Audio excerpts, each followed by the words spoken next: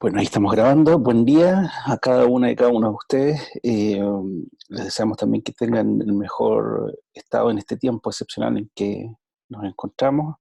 Eh, bueno, ya nos encontraremos en vivo y en directo, pero la idea también recuerden que a propósito de las conversaciones que hicimos a inicio del semestre, en el caso de los talleres, también recuerden que nosotros los profesores somos una especie de tutor, ¿no? En caso de que también tengan alguna situación o quieran comunicarse, no solo por cuestiones académicas, también por cuestiones académicas, pero por cuestiones también de cómo están, en qué lugar están, y si tienen como alguna necesidad, ¿no? No olviden que pueden escribirnos o podemos comunicarnos por este medio, ¿no?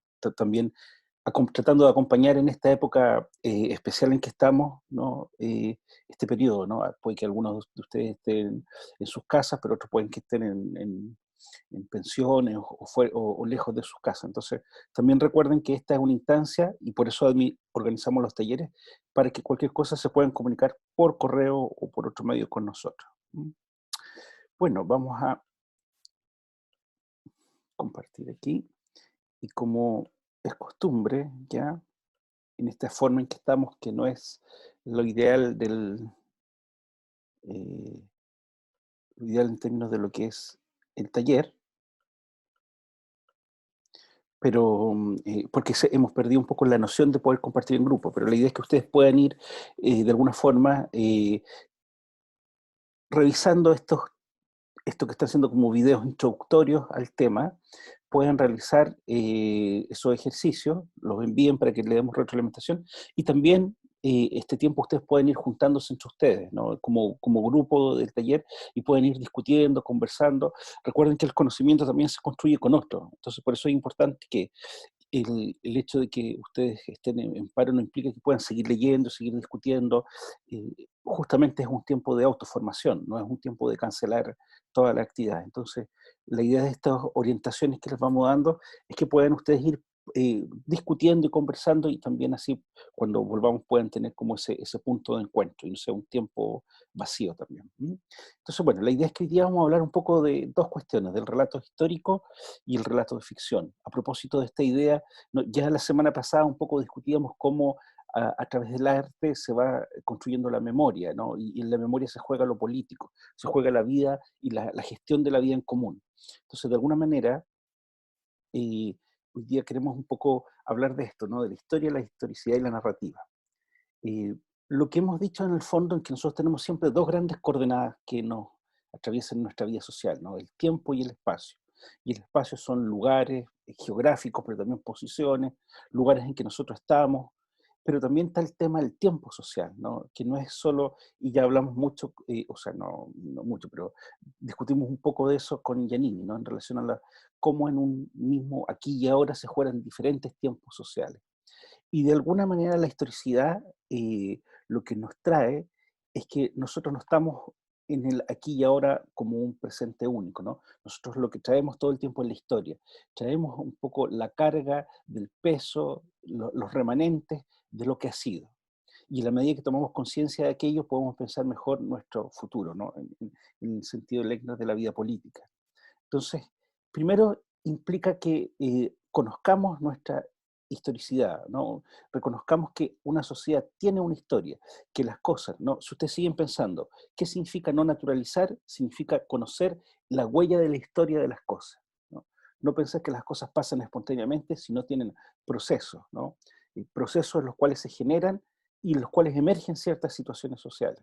Si uno piensa los acontecimientos más próximos, ¿no? El estallido social del año pasado o esta misma pandemia, uno dice, sí, son eventos que nos acontecen a nosotros como recientes, como únicos, ¿no? En nuestra biografía aparecen así, ¿no? Pero sin embargo, si uno mira, ¿no? Esto ha ocurrido antes, han habido formas de acción, y a veces uno no se da cuenta que está en la misma dinámica y una suerte de inercia de lo que ha sido la historia. Por eso es importante reconocer como esta dimensión de la historicidad, ¿no? Como el estudio también de la historia. Y de alguna forma, hacer historia, ¿no? Así como decíamos que la memoria no es algo que, no es el recuerdo, sino que se hacía memoria, es una práctica social, es hacer algo. Y cuando uno hace algo tiene intencionalidad detrás de eso, ¿no? Las maneras de hacer historia tienen también formas de historicidad. Siempre se habla que están la historia es la historia de los vencedores, ¿no? Lo hegemónico. Pero ya sabemos, ¿no? También por el avance de la historiografía, que hay diferentes historias sobre los acontecimientos que se van superponiendo. Por cierto que la historia de Chile a veces no han enseñado, y eso puede ser una deformación, y seguramente ha ido cambiando, ¿no?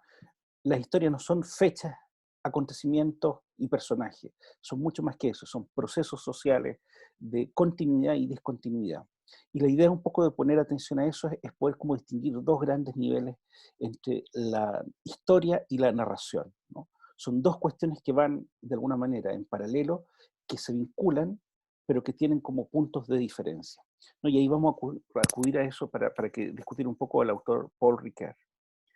Entonces, ¿cuál sería la diferencia entre el relato histórico y el relato de ficción? Eh, bueno, antes de la diferencia, ¿qué tienen en común? Es que son narrativos, son narraciones, se cuenta algo sobre algo, ¿no? Y eso implica también una suerte de un mundo que se construye. De alguna forma los relatos, las narraciones, construyen un pequeño mundo que hacen comprensible eso que se quiere decir. Generan como una suerte de escenario en el cual eso que se dice tiene sentido. La historia durante mucho tiempo pretendía, como la ciencia en general, como las humanidades, tenían una pretensión de verdad y objetividad. La objetividad, recuerden que no es que uno sea neutro, o sea, que uno en el fondo eh, tenga una cierta posición, es una relación entre el observador y lo observado. Entonces, la ambición de objetividad es que justamente yo puedo tener distancia entre eso que observo y yo que soy el observador. Pero justamente la historia de lo que trata son procesos sociales en los cuales uno está involucrado. Por tanto, esta pretensión de verdad, ¿no? Que si bien es cierto, es buscada, entra en cuestión. Entonces, de alguna forma, en esta primera pregunta que hace el autor, ¿es lo mismo la historiografía y la literatura de ficción? No, no es lo mismo, claramente. Pero en el fondo, en ambos casos se pretenden narrar hechos. Hechos reales o ficticios, con personajes reales o ficticios. Ambos tienen una pretensión de contar. Si ustedes piensan, nuestras sociedades en general, no solo las latinoamericanas, ¿no? Un poco por su influencia de los pueblos originarios, pero en muchos otros lados tienen esto de las historias, ¿no? Si ustedes piensan en su vida cotidiana, cuando uno se junta y se conoce y hace reuniones sociales o incluso académicas, lo que hace es contar historias, ¿no? Y la invitación que nos hace el autor, Paul Ricoeur, es poder distinguir qué cuestiones están presentes en las narraciones de ficción y qué cuestiones están presentes en la narración histórica. Entonces, la primera invitación es de alguna forma a reconocer que también la historia es una narración, ¿no? Y cuando se dice narración, ¿es sobre qué? Es una narración sobre la vida humana, es narración sobre las cosas que hacemos los seres humanos, ¿no? Y en ese sentido, hasta ahora, no sabemos bien, pero hasta ahora, nosotros somos los únicos animales que hacen relatos sobre sí mismos, ¿no? Puede que otros animales lo hagan, pero no lo sabemos todavía. Pero hasta ahora nosotros dejamos testimonio, ¿no? Sobre lo que hacemos. Eh, Tiene que ver la historia con los individuos, lo que hacen, ¿no? Lo que producen, que pueden ser producciones físicas, ¿no? La historia de un edificio, la historia de una ciudad, o también actos, ¿no? Un acontecimiento social, la historia de los movimientos sociales, la historia de la lucha de las mujeres, la historia de las minorías, la historia de los grupos originarios, ¿no? Eh, el relato en el fondo es una narración, ¿no? Es algo que aconteció, o sea, tiene una base sobre hechos. Eso es lo más importante de la historia, tiene base sobre hechos. Pero en el punto, ¿no? Esos hechos son también interpretados. Si ustedes piensan, un volcán explota como un hecho natural, ¿no? Un hecho bruto. El volcán no cuenta sobre su explosión. Los demás, los demás volcanes no hablan sobre ese hecho, que nosotros sepamos, ¿no? En cambio, los seres humanos sí podemos hacer relatos de hechos naturales, pero no en sí mismos, sino que en su relación con nosotros, ¿no? Si uno piensa cualquier hecho, la historia de los terremotos no es la historia solamente de las mediciones de cuántos grados fue ese terremoto, fue la historia de cuántos grados tuvo ese terremoto y las consecuencias en nuestras vidas, en la ciudad, en la destrucción, cómo eso impactó a otras ciudades, etcétera, ¿no? Entonces, la historia de los acontecimientos siempre tiene que ver en general la historia con la relación con lo que nos acontece como sociedad. Y si bien es cierto, la historia puede explicar, no pretende predecir. La historia en el fondo pretende describir, comprender, interpretar y explicar algunas cosas que han ido aconteciendo. Entonces siempre es posterior. La historia, ¿no?, como disciplina, no pretende predecir qué es lo que va a ocurrir. Esa no es su pretensión. Eh, y en la medida que en el fondo nos habla del pasado, nos pone en un punto de partida para este presente y el futuro. ¿Se acuerdan que hablábamos de eso, no? Que el tiempo en el fondo cronológico es nosotros hacemos estas distinciones presente, pasado, futuro, pero hay una cierta continuidad, ¿no? Y de la manera en que nos definimos, ¿no?, y en que contamos historia, nos pone en una cierta posición. Por eso siempre se dice que la historia necesita un cierto tiempo de distancia para poder entender esos hechos. Entonces, pero si quizás puede dar herramientas para nosotros hagamos predicciones, puede darnos clave, pero no es su propósito. Eso es bien interesante porque puede ser que otras disciplinas cuyo objetivo es predecir cosas, tomen como elemento y como base, ¿no?, como material empírico, el relato histórico, ¿sí? Entonces uno podría decir que, dado que han acontecido estas cosas, probablemente van a acontecer. Pero no, eso no lo dice la historia, ¿no? La historia más bien se posiciona desde un punto para tratar de entender lo que pasó. Pero por supuesto que, como tú dices, nos da material para poder imaginarnos como el futuro. Por tanto, hay toda una discusión sobre la historia próxima, ¿no? Y bueno, hay varios historiadores que también están trabajando sobre la idea de que es posible poder discutir desde un punto de vista involucrado la historia próxima, ¿no? Y bueno, si uno piensa, historiadores están haciendo relatos casi in situ sobre los acontecimientos del año pasado, o la historia más próxima de la democracia, ¿no? La vuelta a la democracia, la recuperación de la democracia, o la dictadura. Eso sería muy cercano todavía, porque estamos todavía en esas consecuencias. Pero la historiografía ha ido buscando métodos también de poder hacer como un distanciamiento sin tanto tiempo que pase, ¿no? Y son como elementos necesarios para poder entender mejor nuestra historia próxima. Entonces,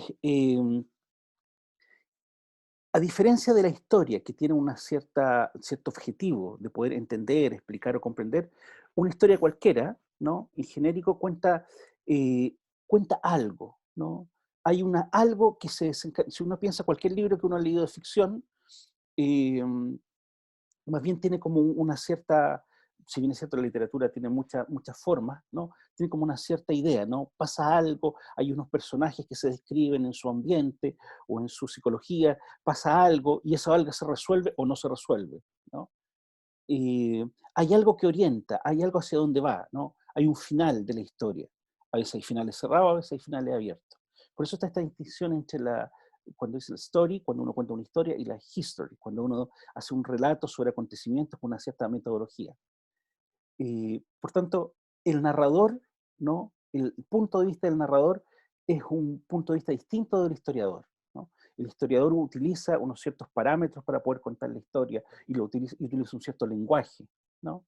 Eh, pero el narrador, el escritor, el poeta, lo que hace es más bien utilizar las herramientas que el lenguaje les da para poder capturar, ¿no?, al lector en algo que quiere contar. Pero hay como estas distinciones como más centrales entre ambos tipos de relatos, ¿no? El relato ficticio tiene más bien un sentido, es decir, pretende envolver al otro, ¿no?, en una historia que que no tiene voluntad o no tiene vocación de verdad, ¿no? Pero el relato histórico tiene un propósito, tiene un objetivo, que es poder establecer, ¿no?, un encadenamiento de acciones, de procesos y de decisiones de ciertos grupos en un cierto tiempo determinado, ¿sí? El relato ficticio tiene un estilo, ¿no? Tiene forma y contenido, ¿no? Por supuesto, si uno lee la literatura chilena del siglo XIX o lee los autores más modernos, más contemporáneos, utilizan formas de lenguaje, hay algunos que utilizan formas más visuales, hay algunos que cuentan una historia como fuera una película. Entonces, lo central del relato ficticio es el estilo, ¿no? cómo se cuenta. Hay relatos que no tienen personajes, hay relatos que no tienen diálogo, hay relatos que tienen muchos diálogos. Eso así uno describe un libro de ficción, por ejemplo, ¿no? Ah, sí, mira, son personajes que no se logran identificar o que no hablan, solamente hay descripción de los ambientes. En cambio, el relato histórico tiene una estructura, tiene procesos y tiene hechos. Un relato histórico no puede tener hechos que acontecen, hechos realizados por ciertos actores, ¿sí? Por ciertos motivos. Y eso tal vez es la interpretación que hacen los historiadores. Los relatos ficticios tienen una relación con la verdad, en el sentido que tienen una relación con la realidad, pero su objetivo no es que sea la realidad, ¿no? La literatura es parte de la realidad social, pero cuando un relato ficticio se cuenta, no pretende contar lo que efectivamente pasó, no está obligado a aquello, y de hecho tiene la libertad para poder especular, inventar. Incluso en los relatos ficticios sobre hechos reales, ¿no? O sobre acontecimientos reales, no está obligado a tener una fidelidad, ¿no? Puede tener una relación con la verdad, pero si es un relato, por ejemplo, de ciencia ficción completamente, ustedes se imaginan Julio Verne, ¿no? Cuando viaje a la luna, cuando eso todavía ni siquiera era imaginable, ¿no? No estaba obligado a nada, ¿no? Un relato ficticio puede hablar de situaciones reales, concretas, e inventar completamente todos los diálogos, porque ese autor no estuvo ahí, ¿no? O si estuvo ahí, no está obligado a ser fiel a eso que pasó, porque justamente hay una relación con la verdad en el sentido de que hacernos creer que ahí está pasando algo que es real, pero no tiene esa obligación. En cambio, el relato histórico es una versión de la realidad, es una interpretación sobre acontecimientos, ¿sí? Y eso es muy importante, porque tiene una suerte de vocación de verdad. Y en el relato ficticio, el público, ¿no? Y en cualquier obra artística, el público, la audiencia, el lector, completa la obra. Es decir, la obra siempre es incompleta. Y en esa relación, ¿no? Cuando yo tomo el libro, lo leo, yo digo, ah, esto era esto. Y ahí se cierra la obra, ¿sí? Ah, el final es esto. Oh, ah, el autor quiso decirme esto, ¿no? Es una relación personal con la obra que se termina de completar con la audiencia, con el acto de leer, con el acto de ir a ver una película, etc. En cambio, en el relato histórico, la audiencia, los lectores interpretan, de alguna manera, interpretan aquellos acontecimientos y discuten con aquella versión de la realidad, ¿no? Por eso, por ejemplo, a veces los historiadores entran en discusión, entonces, mire, yo frente a este hecho, yo estoy interpretando esta motivación y esta porque tengo esta evidencia. Y otro dice, no, pero esa evidencia me dice otra cosa, ¿no? Por lo tanto, ese acto de interpretar es, de alguna manera, es tratar de entender y de descifrar los intereses y motivaciones que los actores tuvieron para hacer ciertas cosas, ¿no? Entonces, desde ese punto de vista son como cuestiones distintas. Porque es importante en el fondo para la vida social, la vida política, la historia y los relatos ficticios, porque nos van hablando de nosotros mismos, ¿no? Seguimos en la línea también del construir un nosotros. Nos habla, ¿no? Justamente del nosotros. Un ejemplo, hay un texto que se llama de Primo Levi. Primo Levi estuvo en un campo, era un italiano en la Segunda Guerra Mundial, estuvo en un campo de exterminio, ¿no? Primo Levi, ese es su nombre, ese se llama el texto, él nos relata sobre su experiencia, ¿no? Entonces uno dice, bueno, este es un relato histórico, porque en el fondo él está contando algo que ocurrió de verdad, ¿no? Que aconteció. A él le pasó eso. Pero sin embargo, uno puede decir también tiene una dimensión de relato ficticio en la medida que su objetivo no es dar completamente cuenta de los procesos que ahí acontecieron. Es su vivencia de estar encerrado y en el límite de la muerte, ¿no? En un campo de exterminio nazi. ¿Lo hace no poco verdadero? No, pero lo hace con un propósito distinto. Es una voz personal que en el fondo está desde su subjetividad, de alguna manera, leyendo lo que le pasa a él y lo que le pasa al resto. No le podemos pedir que sea preciso, exacto en cada una de las cosas que dice, porque más bien es un relato ficticio sobre la vida social, sobre la realidad, ¿sí? Pero no es un relato histórico en un sentido estricto, ¿no? Entonces, eso es interesante porque ambos relatos, nosotros sabemos mucho y hemos aprendido mucho sobre las formas totalitarias, a propósito, por ejemplo, del libro de Primo Levi. Así como nos hemos aprendido mucho sobre las formas totalitarias de textos que son de mayor reflexividad, como los de Hannah Arendt. ¿Se fijan ustedes? Entonces, en ambos casos, ambos tipos de relatos nos permiten a nosotros construir la vida social, nos permiten generar la idea de un nosotros, nos impugnan de alguna manera, ¿no? Ciertas formas de construir relatos, ¿no? Por ejemplo, hay el profesor Pinto, que yo he mencionado, historiador, él tenía toda una hipótesis en relación a la historia del pueblo mapuche, que decía, cuando la historia se calla, la literatura empieza a hablar.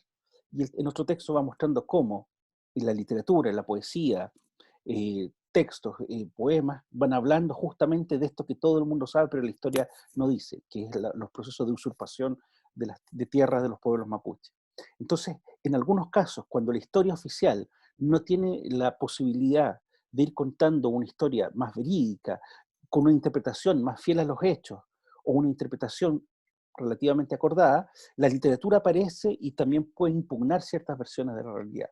Entonces, ambos relatos, siendo distintos, nos permiten de alguna manera pensarnos, ¿no? Esa es la bondad que tiene tanto la historia, desnaturaliza aquellas cuestiones que nosotros hemos afirmado como tales, porque nos da los procesos en los cuales eso acontece, y el relato ficticio, la literatura, la poesía, impugna algunas versiones de realidad que nosotros hemos aceptado como tales y que nos construyen en un nosotros, ¿no?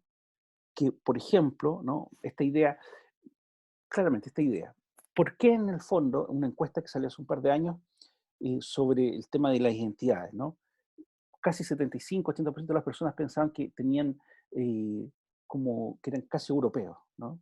Y se niega nuestra morenidad y nuestra hibridez mestiza, ¿no? ¿De dónde viene esa cuestión? La huella de la historia uno lo puede encontrar. Pero eso es muy impugnado, por ejemplo, por la literatura, por la poesía, la música impugna también a veces con fuertemente esas interpretaciones que en el fondo no tienen como real sustento, ¿no? Entonces, de alguna manera, los relatos, ¿no? Históricos, pero también los relatos ficticios, los que nos permiten construir una identidad mucho más diversa, nos permiten impugnar ciertas versiones de realidad que se han afirmado como verdades únicas o como verdades naturales, y eso es un recurso que efectivamente tenemos en las ciencias sociales para poder desnaturalizar cosas, construir un nosotros más diverso y también construir y gestionar la vida en común, ¿no? Que es la vida política. Esa es un poco la idea de este texto que nos plantea de Riquet sobre la narración y que nos invita a nosotros a preguntarnos cuál es la razón que nosotros narremos cosas, ¿no? ¿Cuál es la razón y a qué nos llevan diferentes tipos de narraciones? Entonces, eso es como una idea general. No sé si hasta ahí hay dudas, consultas, comentarios, si es claro o es un poco confuso todavía.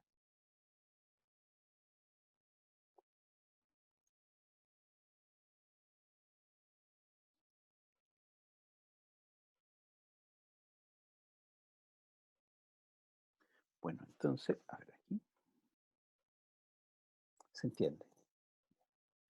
Después hay que volver a leer, esta como reflexión es de un texto que es de Riquet, que si bien es cierto no es obligatorio, está disponible, y es para volver a releer en el fondo los textos que estamos revisando también de Lechner, ¿no? A propósito de la memoria. Si fijan ustedes como que ahí se ponen entre la memoria, la historia, el relato ficticio, ¿no? Como son formas de recuperación de lo que ha acontecido, pero que nos permite ir definiéndonos, ¿no? De una manera más diversa. Eso es importante, ¿no? La historia durante algún tiempo tuvo la voluntad de ser una verdad única, ¿no? Cuando usted dice la historia oficial, bueno, ahora la historia cada vez más acepta una cierta variabilidad de versiones que tengan cierto mínimo común denominador, ¿sí? Pero también, claro, cuando se discute, hay gente que quiere revisitar la historia y como cambiarla completamente, no es posible, porque hay ciertos hechos que en el fondo también anclan las cosas que podemos decir, ¿no?